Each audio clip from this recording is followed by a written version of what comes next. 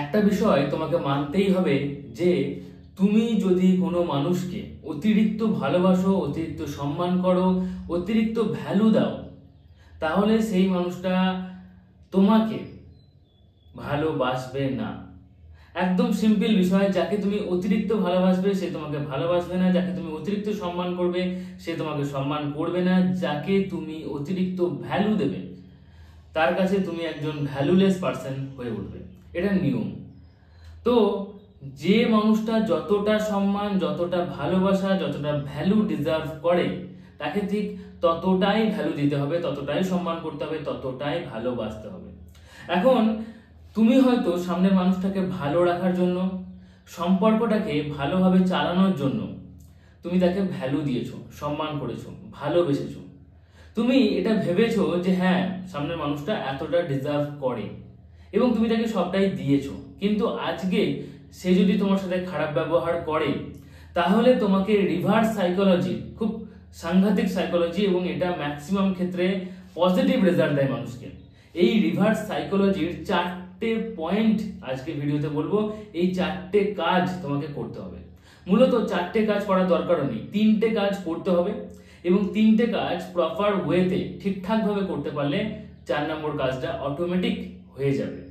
আর এই 4 নম্বর কাজটা যখন হবে তখন যে মানুষটা তোমাকে ইগনোর করছিল, যে মানুষটা তোমাকে অবহেলা করছিল, সেই মানুষটাই তোমাকে ভালোবাসতে বাধ্য হবে। কিছু কিছু ক্ষেত্রে এমন রেজাল্ট পাওয়া গেছে যে যে মানুষটা রিলেশনশিপ থেকে বেরিয়ে যেতে চাইছিল, যে মানুষটা তোমাকে হয়তো ভালোবাসতেই চাইছিল না, সেই মানুষটা তোমার পায়ে পড়ে ভালোবাসার ভিক্ষা চাইবে। এমনও রেজাল্ট আমি অনেকবার অনেকের কাছ থেকে পেয়েছি, শুনেছি। তারা আমাকে মেসেজের মাধ্যমে, কমেন্টের মাধ্যমে জানিয়েছে। সো রিভার্স সাইকোলজি খুব স্ট্রং একটা সাইকোলজি এবং এটা ঠিকঠাকভাবে ইউজ করতে পারলেই তুমি তোমার প্রিয়জনকে আবার ফিরিয়ে আনতে পারবে, আগের মতো করতে পারবে, সম্পর্কটাও আবার আগের মতো সচ্ছল হয়ে যাবে। সো রিভার্স সাইকোলজির এই 4টে পয়েন্ট ভালোভাবে শোনো এবং নিজের রিলেশনশিপের উপরে অ্যাপ্লাই করো। ফার্স্ট, দেখো, একটা বিষয় তোমাকে মানতেই হবে যে যখনই এই পৃথিবীর যে কোনো মানুষ, ইভেন তুমিও কিংবা আমিও, এটা হিউম্যান সাইকোলজি, তোমাকে মানতেই হবে, যখনই তোমাকে কেউ অতিরিক্ত ভালোবাসবে, সম্মান করবে, তখনই তোমার চোখে তার প্রতি অতটা ভালোবাসা থাকবেই না। এটা নিয়ম। এটা তুমি অন্যভাবে যদি দেখো তাহলে বুঝতে পারবে যে ভগবান আমাদের জীবনের মধ্যে 4টে জিনিস রেখেছে: জন্ম, মৃত্যু, মাঝে কি জড়া ব্যাধি।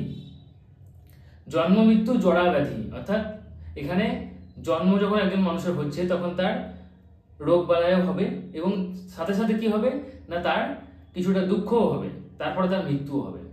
ভগবান তো এটা করতে পারতো, জন্ম এবং তারপরে মৃত্যু, কিংবা জন্ম আর মৃত্যুর মাঝে কোনো রকম জড়া ব্যাধি, দুঃখ এগুলো রাখতো না। কেন রেখেছে? কারণ যখন জড়া ব্যাধি, দুঃখ হয় তখন সব থেকে বেশি মানুষজন ভগবানকে মনে করে। সো যদি কোনো মানুষের জীবন যখন স্মুথ চলতে থাকে তখনই দেখবে সেই মানুষটা একটা আমিত্ব চলে আসে, তার অহংকার চলে আসে। সে মনে করে যা করছে আমিই করছি, আমিই সব থেকে পাওয়ারফুল মানুষ, এবং সেই মানুষটা সমাজের জন্য, তার পরিবারের জন্য, এই গোটা পৃথিবীর জন্য, ইভেন তার নিজের জন্য খুব সাংঘাতিক হয়ে ওঠে। এবং সেই মানুষটার জন্যই হয়তো তার নিজের জীবন, পরিবার, সমাজ অনেক ক্ষেত্রে ক্ষতিগ্রস্ত হয়। সো এটা তোমাকে মানতেই হবে যে যখনই কোনো মানুষকে তুমি অতিরিক্ত ভালোবাসবে, সম্মান করবে, তখনই সেই মানুষটা তোমাকে অতটা ভালোবাসবে না, তোমাকে ভ্যালুলেস মনে করবে, তোমাকে দুর্বল মনে করবে। এবং এটাতে ম্যাক্সিমাম মানুষ মজা পায়, কারণ তার ইগো স্যাটিসফাইড হয়। একটা মানুষ ভেবেই শান্তি পায় যে আমি যখনই ডাকবো, একটা মানুষ রয়েছে এই পৃথিবীতে যে একবার ডাকলেই সে আমার কাছে চলে আসবে। আমি তাকে যতই হে হয়ে করে দূরে সরিয়ে দিই না কেন, একটু মিষ্টি কথা বললেই সে গলে যাবে। তাকে আমি যতই কষ্ট দিই না কেন, একটু যদি ভালোবাসি তাহলে সে আমার কাছে আবার ফিরে আসবে। সো এই বিষয়টা এতটাই কঠিন, এতটাই জটিল যে এটাতে সবাই কিন্তু যাদের সাথে হয়, হ্যাঁ, তারা কষ্ট পায়, কিন্তু যারা করে তারা খুব মজা পায়, আনন্দ পায়। কিন্তু বিষয়টা হচ্ছে যে যখনই এই লেভেলটা পেরিয়ে কিছু মানুষ এমন লেভেলে চলে যায় যেখানে সে এটাকে ব্যবহার করতে শুরু করে, এই যে বিষয়টা, এটাতে কিছুটা মানুষ মজা পায়। কিন্তু যখন মানুষ দেখে যে সামনের মানুষটা সত্যিই আমার কথায় ওঠবোস করছে, তাহলে আমি তাকে এইভাবেই রাখবো, এবং এটাতে তখন তার ভিতরে রাক্ষসটা জেগে যায়, তখন তার ভিতরে তার অহংকার জেগে যায় এবং মানুষটা তাকে ব্যবহার করতে শুরু করে। আর এই রকম সিচুয়েশনে তোমার যেটা করা উচিত সেটা হচ্ছে যে তার সাথে একটু তার মতো করে ব্যবহার করতে হবে, রিভার্স সাইকোলজি, বিষয়টাকে পাল্টে দিতে হবে। এই যে তুমি ফোন মেসেজের জন্য পাগলের মতো অপেক্ষা করছো, সেটা করলে চলবে না। নিজে থেকে ফোন করা, মেসেজ করা কমাতে হবে। আস্তে আস্তে 2-4 দিন ব্যবহার করতে করতে এটাকে বন্ধ করে দিতে হবে। নিজে থেকে ফোন করবে না, তার ফোন মেসেজ এলে চট করে রিপ্লাই করবে না, তুমি যে সঙ্গে সঙ্গে তার জন্য অ্যাভেলেবেল রয়েছো সেটা তাকে বোঝাবে না।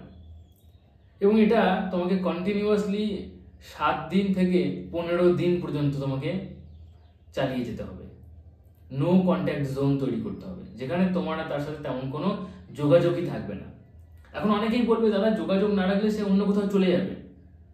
যদি তাই হয় তাহলে তুমি একবার ভেবে দেখো যে এই মানুষটা, যে মানুষটা তোমার কাছে থাকতে চাইছে না, অন্য কোথাও চলে যেতে চাইছে, সেই মানুষটাকে তুমি সারা জীবন এইভাবে আগলে রাখতে পারবে? এই মানুষটাকে অন্য কোথাও কাজে যাবে না, বাইরে কাজ করবে, সে ঘরে থাকবে, তুমি একা থাকবে, সে একা থাকবে, একদম পাশাপাশি জোর করে আগলে রাখা সম্ভব নয়। তাই নো কন্ট্যাক্ট জোনে তোমাকে যেতেই হবে। আজকের এই ভিডিওতে যে 4টে পয়েন্ট বলবো সেই 4টে পয়েন্ট তোমাকে অ্যাপ্লাই করতেই হবে। যে করবে না সে আরো বেশি কষ্ট পাবে। সো নো কন্ট্যাক্ট জোন তৈরি করো, নিজের অ্যাভেলেবিলিটি কমাও, নিজে থেকে ফোন মেসেজ করা আস্তে আস্তে কমিয়ে দিয়ে বন্ধ করে দাও এবং তার দিক থেকে ফোন মেসেজ এলে অল্প অল্প কথা বলো। এটা ফার্স্ট কাজ। সেকেন্ড কাজ সেটা হচ্ছে যে তুমি যে তাকে ফোন করতে পারছো না বা তার ফোন রিসিভ না করতে পারার জন্য কষ্ট পাচ্ছ, তুমি তার সাথে কথা বলার জন্য ছটফট করছো, একবার তাকে দেখার জন্য তোমার চোখ একদম দীর্ঘ একটা অপেক্ষায় রয়েছে, এই বিষয়গুলো, এই ইমোশনগুলো তাকে বোঝালে চলবে না। সে যেন কোনোভাবেই টের না পায় যে তোমার ভিতরে কি চলছে। সোশ্যাল মিডিয়ার মাধ্যমে স্যাড স্ট্যাটাস দেওয়া, বন্ধু বান্ধবের কাছ থেকে তার খবর নেওয়া, এই সব কিছু থেকে বিরত থাকতে হবে, সব কিছুকে বন্ধ করে দিতে হবে। একেবারেই সে যেন কোনোভাবে সোশ্যাল মিডিয়ার মাধ্যমে হোক, কোনো বন্ধুর মাধ্যমে হোক, কেউ যেন জানতে না পারে যে তোমার ভিতরে কি চলছে।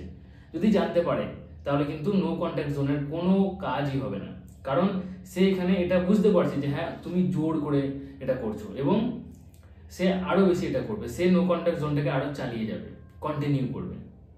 তাই এটা করলে চলবে না। নিজের ইমোশনকে কন্ট্রোল করতে হবে, এক বিন্দুও যেন কেউ টের না পায় এটা বুঝতে হবে। সেকেন্ড কাজ এটাই, এটা খুব কঠিন কাজ কিন্তু করতেই হবে। থার্ড কাজ, এটা সিম্পল কাজ কিন্তু এই কাজটা করতে পারলেই তোমার ফোর্থ কাজটা অটোমেটিক হবে। থার্ড কাজটা হচ্ছে যখনই তুমি নো কন্ট্যাক্ট জোনে যাবে, যখনই তুমি নিজের ইমোশনকে কন্ট্রোল করতে শুরু করবে, তখনই তুমি নো কন্ট্যাক্ট জোনটাকে কন্টিনিউ করার জন্য, তাকে কিছুটা ভোলার জন্য তুমি তোমার পরিবারের সাথে সময় কাটাতে শুরু করবে।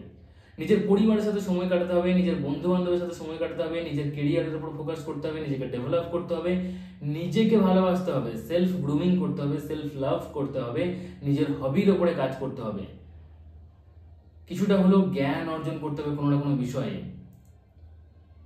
সবসময় তুমি যদি ল্যাদ খেয়ে পড়ে থাকো, সোশ্যাল মিডিয়াটাকে হয়তো ফেক অ্যাকাউন্ট থেকে চেক করছো, কোনো বন্ধুর মাধ্যমে চেক করছো, স্যাড স্ট্যাটাস দিচ্ছ, স্যাড গান শুনছো, এগুলো একেবারে করলে চলবে না। আর যে করবে সে কষ্ট পাবেই 100%। তাকে কষ্ট পাওয়া থেকে কেউ বেরিয়ে আনতে পারবে না, কেউ বার করে আনতে পারবে না।